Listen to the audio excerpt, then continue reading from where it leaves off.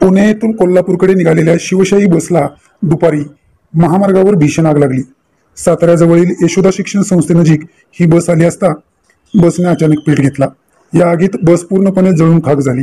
सुदैवाने यामध्ये कोणतीही जीवितहानी झाली नसून आगीचे कारण अद्याप समजू शकले नाही।